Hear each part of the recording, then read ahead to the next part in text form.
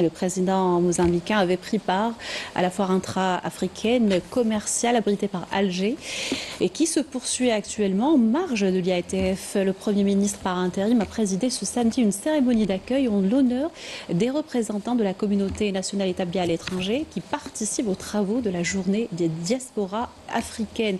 Siferlib a réitéré à l'occasion son appel aux compétences algériennes où qu'elles se trouvent dans le monde à participer au développement d'une industrie automobile nationale. On l'écoute.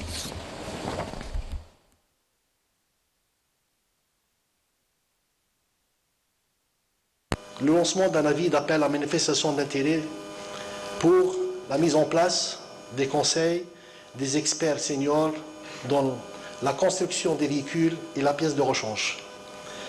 Le recensement des différentes candidatures que nous avons reçues, ça varie aux alentours de 2500 candidatures, dont 500 candidats issus de la diaspora algérienne. Ce conseil aura la charge de tracer et de proposer la feuille de route et la stratégie de l'État algérien en matière de construction des véhicules et la pièce de rechange.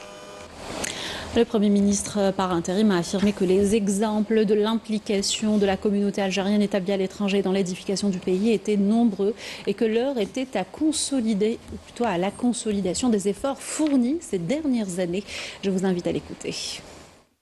J'ai eu affaire à plusieurs de nos cadres de la diaspora et je me souviens très bien, lors de mon passage professionnel, lorsque nous avons réalisé le premier puits de pétrole avec un ciment algérien.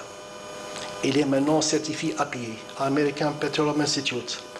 C'est grâce à l'un de nos diasporas qui nous a vraiment assistés. D'abord, il nous a dédié ce qu'on appelle la Bible de cimentation. Et grâce à son expertise que nous avons réalisé ce projet. Même chose pour d'autres projets dont le temps ne suffit pas pour le citer. Mais juste pour vous dire une chose, que l'exercice que nous avons commencé depuis longtemps, et maintenant on doit focaliser et consolider nos efforts. C'est dans le cadre de la mutualisation de l'effort économique national.